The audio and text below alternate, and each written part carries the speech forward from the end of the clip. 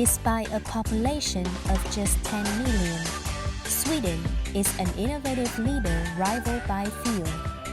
Sweden capital, Stockholm, produces the second highest number of billion-dollar tech companies per capita. And in Sweden overall, there are 20 startups per 1,000 employees. The foundation of Swedish society is openness, equality, diversity, and transparency. An extensive public-private partnership, a high level of education and research development, a modern industry, and a transparent tax regulation are key drivers for innovation to flourish in a powerful way.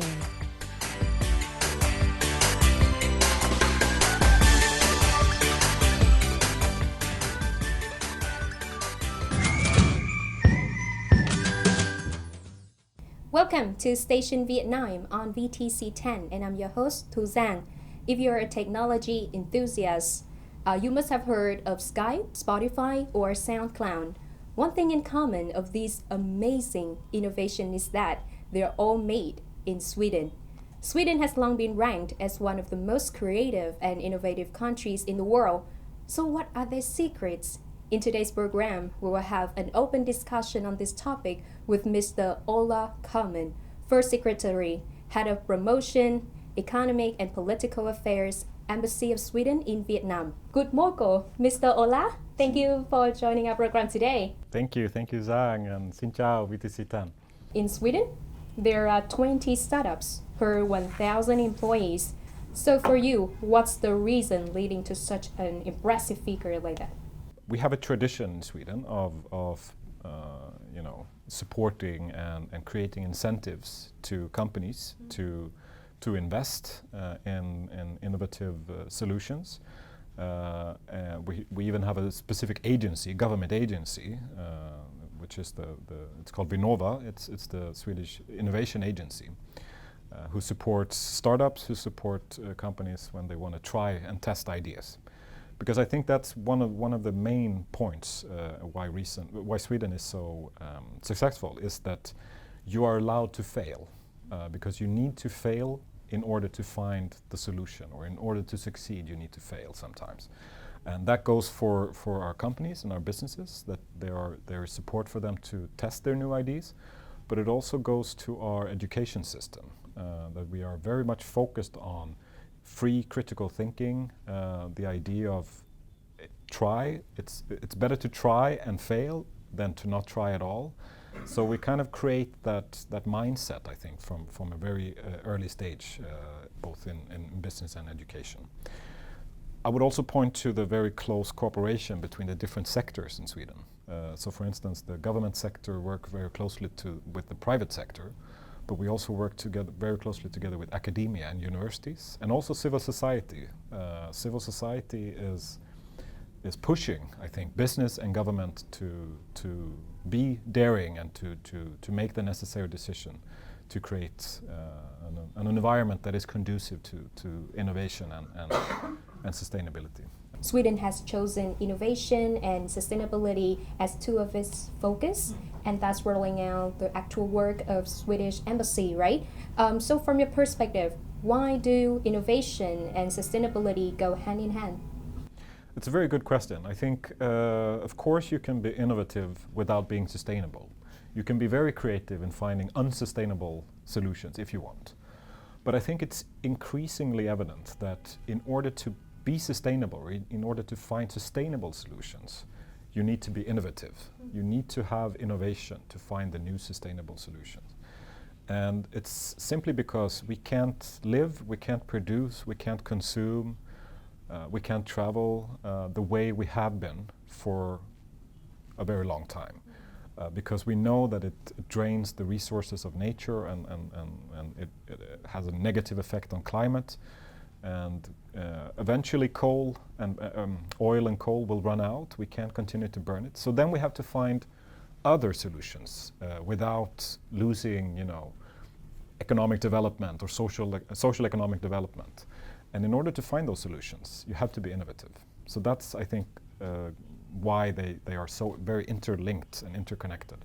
For instance, no one thought, I think, not that long ago, no one thought it would be possible to produce steel completely fossil-free. That is now happening in Sweden. Same with cement, same with aviation even. How is it possible to become fossil-free when flying? These are processes that are ongoing in Sweden and elsewhere because we need to be innovative to find those solutions.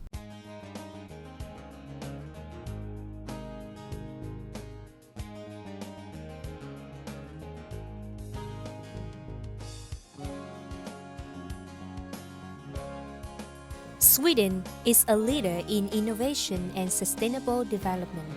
The country also has the hands-on experience to pioneer and accelerate the green transition. Therefore, Sweden wants to bring its experience to Vietnam through the Pioneer the Possible program. This is also one of many activities to celebrate the 53rd anniversary of the establishment of diplomatic relations between Sweden and Vietnam, 1969 to 2022.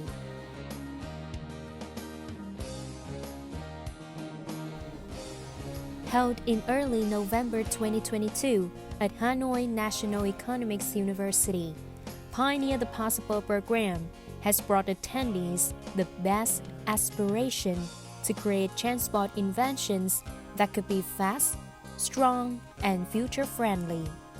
That the program held at Hanoi National Economics University, one of the leading universities in Vietnam, also contributed to popularizing the importance of environmental protection, as well as the potential for sustainable technological breakthroughs to the young generation in Vietnam.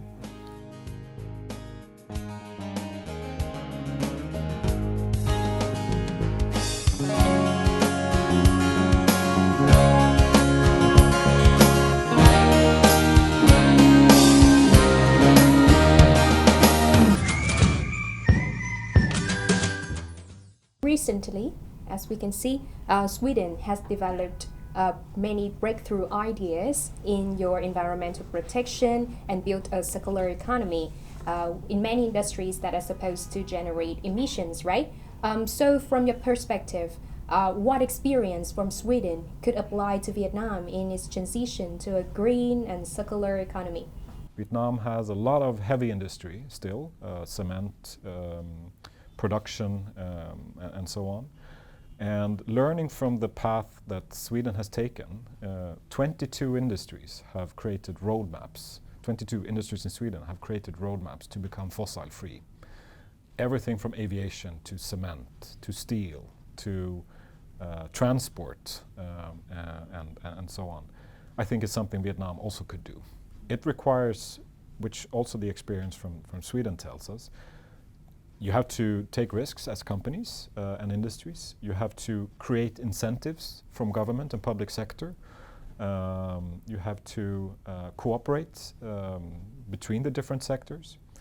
And you have to cooperate with other countries, because this is not something one country can do alone. This is something we have to do together.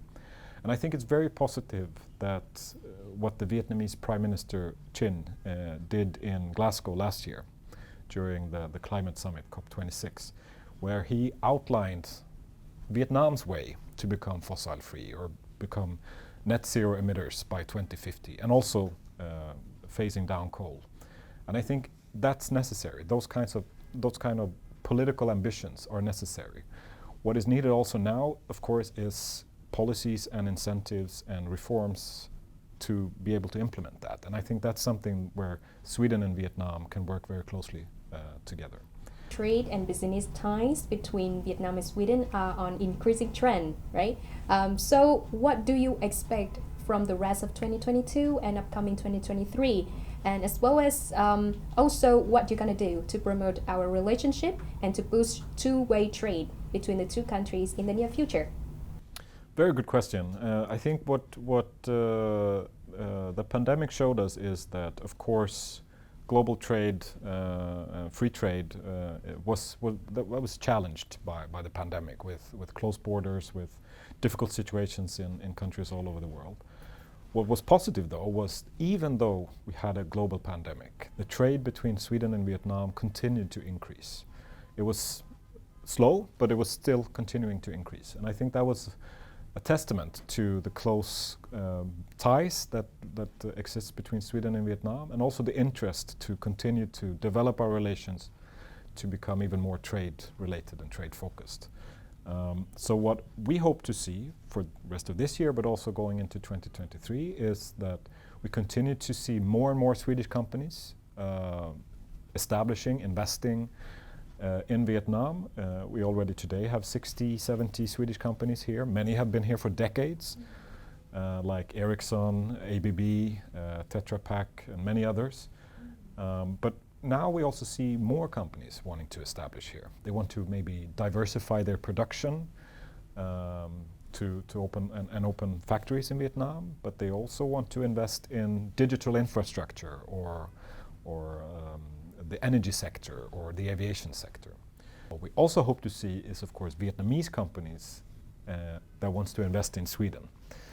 So that's also part of our mission here at the embassy, to not only attract Swedish companies to come here, but because that's already ongoing, but also to attract more Vietnamese companies to come to Sweden and invest in Sweden. That would be great, because we have a lot of Vietnamese students going to Sweden. So hopefully soon we also have a lot of Vietnamese companies establishing and investing in Sweden. For 2023, I think we will be focusing on the energy sector, because we know that there is great need and great interest from Vietnam. Aviation sector, because transportation is a key part of creating sustainability, but also waste management and, of course, supply chain issues, because many Swedish companies increasingly want to use Vietnam as a hub for their supply chains. So I think those 4 areas are our main areas of focus. Mr. Ola, it's our pleasure to have you on the show and to listen to many interesting stories from you and also from Innovative Sweden. Thank you, Xin cảm ơn. Thank you. That's the end of Station Vietnam today. Thank you for tuning in, and see you next Saturday at 9 p.m. on VTC 10. Goodbye. My journey in Vietnam, I think, started already back in Sweden. I come from a very small town in Sweden, in southern parts, and looked very much forward to come to vibrant, big Hanoi, so had very high expectations. I have been enjoying the country very much as well. I have been trying to travel as much as possible to different parts of the country. Of course, try all the excellent food in Vietnam, experience culture, diversity that is this country, and the people that live here. I drive electric. I have a VinFast here in Hanoi. That's my way of transportation. In terms of my hobbies, I am an outdoor kind of person generally. So enjoying nature, go out to Sopsun or Bavi or the area around Hanoi, I think is great.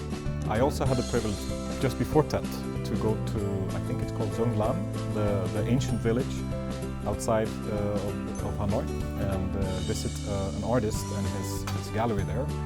And he actually made a tiger, a wooden tiger, as it was, we were entering the year of the tiger, designed as the traditional Swedish Dala horse, with very beautiful embroidery and so on. So, of course, that is something that I will be looking forward to continue to do also for the years to come.